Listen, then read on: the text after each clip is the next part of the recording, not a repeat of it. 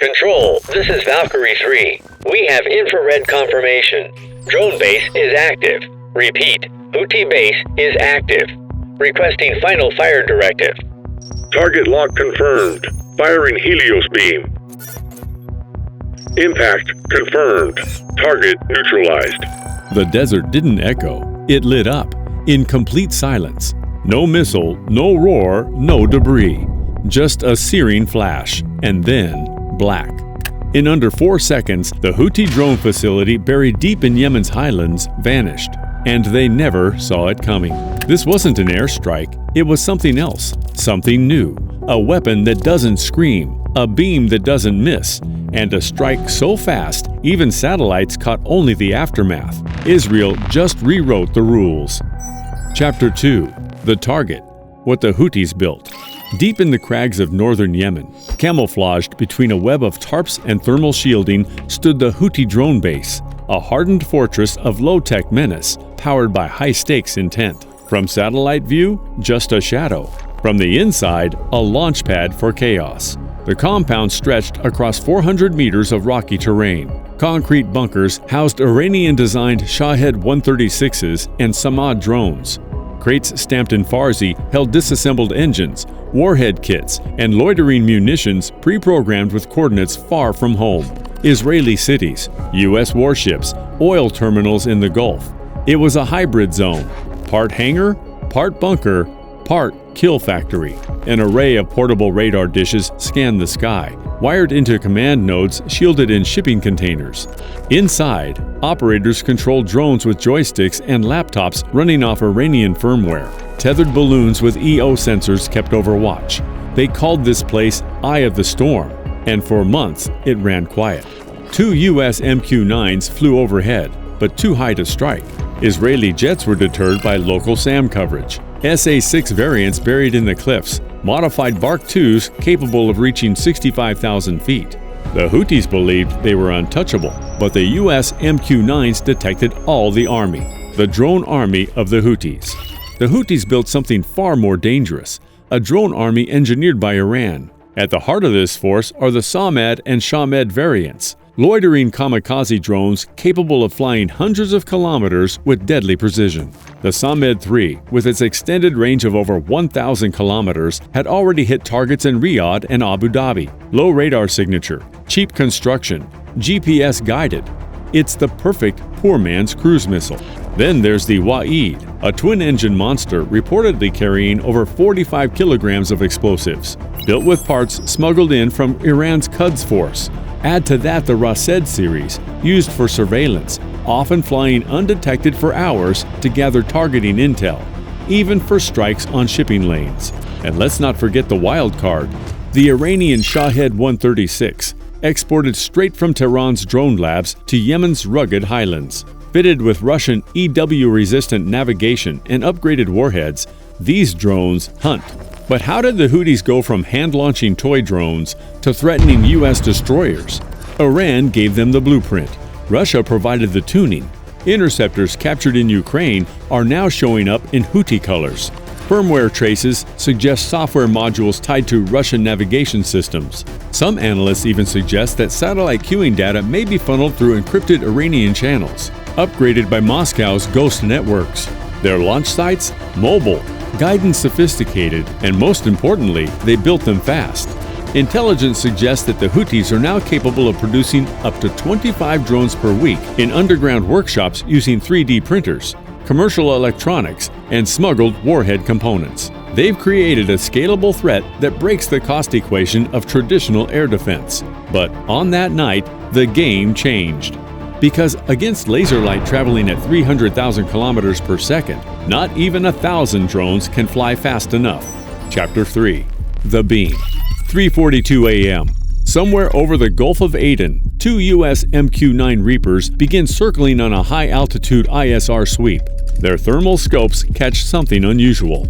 A dense cluster of drone launchers, command trucks, and what looks like a mobile radar station buried between sand berms near Al-Muka. They've found it, the Houthi drone base. 3:43 a.m. Within seconds, encrypted video feeds light up the Israeli Northern Command Center. Target confidence, 98.7%. These aren't decoys. They are real, and they're loaded. 3:44 a.m. A remote iron beam operator receives the order. He locks in coordinates. Auto engagement mode, green. Lasers, charge. Thermal targeting arrays zoom in on the grid. A digital sweep confirms 34 hostile UAVs online. Most are Shahed 136s with payloads capable of tearing through armored convoys or striking oil tankers at sea. 3:44.17 a.m. The iron beam fires. No launch smoke, no acoustic signature, just invisible destruction. 1 second, a drone ignites mid-air. Second target, direct hit to the warhead module. Third, explodes before it leaves the catapult. 3:44.32 a.m. 10 targets gone. Operators watch in stunned silence as red markers vanish one after another on the ops display. A ripple of static hits the enemy comms. Their radars fried. Their command truck gone. 3:45 a.m. Reaper drones reposition to the south, transmitting real-time BDA. Primary site neutralized. Secondary launch pads are still active, requesting a secondary strike vector. 3:45.18 a.m. Iron beam rotates, recalibrates, fires again. 3:45.21 a.m. Impact confirmed on mobile fuel depot. Chain reaction erupts. Flames light up the desert floor like a second sun. Drone wings melt mid-takeoff. No need for jets, no need for missiles, just photons doing the job. 3:46 a.m. 34 drones down. 4 radar trucks incinerated. 3 command trailers disintegrated. 0 Israeli casualties. 0 warning shots. The entire strike, from detonation to elimination, took under 120 seconds, and no one heard it coming. Chapter 4. The Kill Code of Iron Beam. Iron Beam is Israel's most advanced defensive weapon, and it fires light. High-energy laser beams, measured in hundreds of kilowatts, traveling at 186,000 miles per second. The system begins with a multilayered detection net, a mix of radar arrays, electro-optical sensors, and data fusion nodes connected across Israel's broader air defense ecosystem. Iron Dome, David's Sling, and Arrow. Together, they feed real-time target data to Iron Beam's brain, an AI-powered fire control system that predicts trajectories, adjusts for environmental distortion, and locks within milliseconds. Then comes the strike. The beam is invisible to the human eye, but the effect is brutal. A focused column of light boils electronics, melts wings, and vaporizes warheads. It can strike anything within 7 kilometers and is designed to scale up. Moreover, it's highly economically efficient. For decades, defending a nation meant launching million-dollar missiles at $1,000 threats.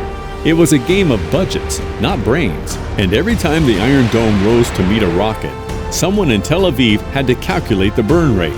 But tonight, that equation collapsed, because Iron Beam doesn't launch interceptors. It lights targets on fire with photons. Let's break it down. A single Tamir interceptor, the backbone of Iron Dome, costs up to $100,000. Multiply that by hundreds of incoming rockets or drones in a single swarm, and your defense bill skyrockets into the tens of millions per day. Now, compare that to Iron Beam's shot. A few dollars worth of electricity. No reloads, no logistics, no smoke trails. Just light and dead targets. It's economically lethal. This shift is so fundamental, military analysts have coined a term for it: cost per kill inversion. For the first time in history, the defender is cheaper than the attacker. Every drone Houthi militants launch, whether Iranian Shahed, homemade quadcopters, or radar-guided suicide UAVs, costs them resources, fuel, time, and manpower. Iron Beam? It drains kilowatts from a power cell and fires again. Repeat, repeat, repeat. And here's the kicker.